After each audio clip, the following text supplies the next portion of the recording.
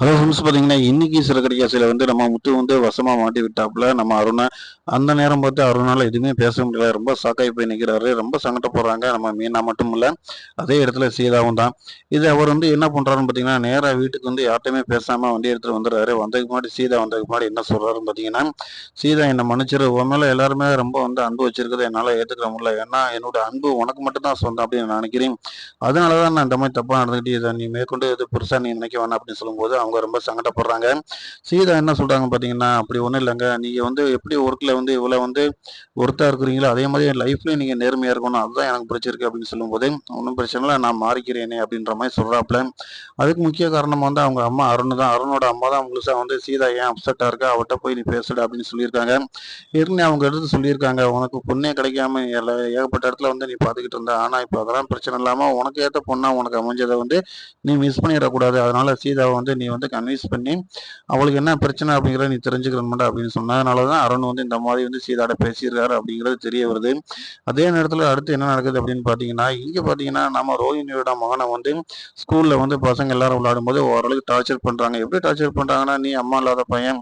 உன்னை யாரும் இங்க வந்து பார்க்க மாட்டாங்க" அப்படின்னு சொல்லும்போது, ஒரு கட்டத்துல வந்து அவரு பயலுகள போட்டு அடிச்சிடுறாரு.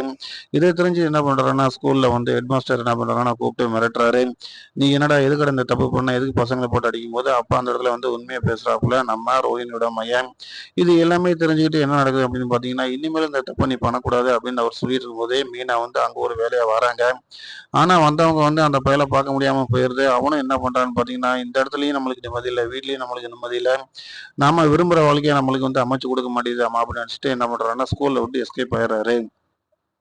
நேரா வந்து எஸ்கேப் ஆகி வெளியில வந்து ஓடியாரும்போது, அந்த இடத்துல வந்து நம்மளோட முத்து கார் இருக்கு. முத்து கார் இதுதான் அப்படின்னு தெரியாம, காருக்கு பின்னாடி உள்ள போய் டிக்கில போய் ஒளிஞ்சுக்கிறாப்புல. இது எல்லாமே தெரிஞ்சுக்கிட்டு என்ன பண்றாங்கன்னு பார்த்தீங்கன்னா, நம்ம முத்து தெரியாம கார வந்து டிரைவ் பண்றாப்புல. இது ஒரு சந்தர்ப்பமா வந்து நம்ம முத்துக்கு வந்து ஒரு பிரச்சனை ஏற்படுறதுக்கான வாய்ப்பு இருக்கு. அது என்னன்னு பார்த்தீங்கன்னா, அதாவது வந்து செக்கிங் பண்ணிக்கிட்டு இருக்காங்க கார் எல்லாத்தையுமே. என்னன்னு பார்த்தீங்கன்னா, யாரோ ஒருத்தர் கொலை பண்ணி டெட் பாடிய வந்து காருக்குள்ள வச்சு கொண்டு வர மாதிரி, அத வந்து செக் போஸ்ட்ல வந்து எல்லாருமே வந்து செக் பண்ணி அனுப்புற மாதிரி வந்து அந்த இடத்துல வந்து டிராஃபிக் போலீஸ் எல்லாருமே இருக்காங்க. அந்த கூட்டத்துல வந்து நம்ம அருணும் இருக்காப்புல. கரெக்ட்டா வந்து முத்து காருக்குள்ள வந்து நம்ம ரோஹிணியோட மையம் இருக்கிறது வந்து யாருக்குமே தெரியாம இருக்கு. ஆனா வந்து கான்ஸ்டபிள் வந்து அத பார்த்துறாப்புல. பார்த்துட்டு இந்த இடத்துல வந்து இந்த பையன் யாரு? இந்த பயல எதுக்கு நீ கடத்திட்டு வந்திருக்க? அப்படின்ற மாரி முத்துட்ட கேள்வி கேட்கும்போது, முத்து ரொம்ப ஷாக் ஆகி போறாரு. ஏன்னா வந்து அவர் தேடிக்கிட்டு இருந்தது வந்து அந்த பயல தான். கிரீஸ் எங்க வீட்டு பையன் அப்படிங்கிறது வந்து முத்துக்கு தெரியும். ஆனா அவன் எப்படி காரு டிக்கிக்குள்ள போய் ஒளிஞ்சான் அப்படிங்கிறது தெரியலன்னு சொல்லி ரொம்ப ஷாக் ஆகி போறாரு. அப்ப எல்லாரும் வந்து கூப்பிட்டு கேட்கும்போது வந்து கிரீஸ் வராப்புல, இந்த மாதிரி வந்து முத்து அங்கிள் எனக்கு ரொம்ப தெரியும். நான் வந்து அவர் வண்டின்னு தெரியல. நான் தெரியாம இந்த வண்டிக்கு வந்திருக்கேன் அப்படின்ட்டு வந்து கிரீஸ் சொல்ல வராப்புல. ஆனா கிரீஸ் வந்து காருக்குள்ளேயே வந்து படுத்திருக்கனால மயக்கத்துல வந்து படுத்திருக்காரு. அதனால வந்து அவரால எந்திரிச்சு பேச முடியாத ஒரு சூழ்நிலை ஏற்படுறது. இதுதான் ஒரு சந்தர்ப்பம் அப்படின்னு சொல்லிட்டு அந்த இடத்துல வந்து முத்து வசமா மாட்டிக்கிறாரு. அருண் வந்து பழி தீர்க்கறதுக்கு இது ஒரு சந்தர்ப்பமா இருக்கும். ஏன்னா அருண் ஏற்கனவே சொல்லியிருந்தாப்புல, இந்த தடவ வந்து சீதா விஷயத்துல வந்து என்னை நீ மாட்டி விட்டல்ல, கண்டிப்பா அடுத்து வந்து உன்னை நான் பழி வாங்கி விட அப்படின்னு அவர் நினைச்சுக்கிட்டு இருந்தாரு. இது ஒரு அல்வா சாப்பிடுற மாரி ஒரு நல்ல சந்தர்ப்பம் கிடைக்குது. பார்க்கலாம் ஃப்ரெண்ட்ஸ். நம்ம சேனல் உங்களுக்கு பிடிச்சிருந்துச்சுன்னா, நம்ம சேனல் வந்து ஹைப்பர் பண்ணி விடுங்க. நம்மளுக்கு சப்போர்ட் பண்ணுங்க. லைக்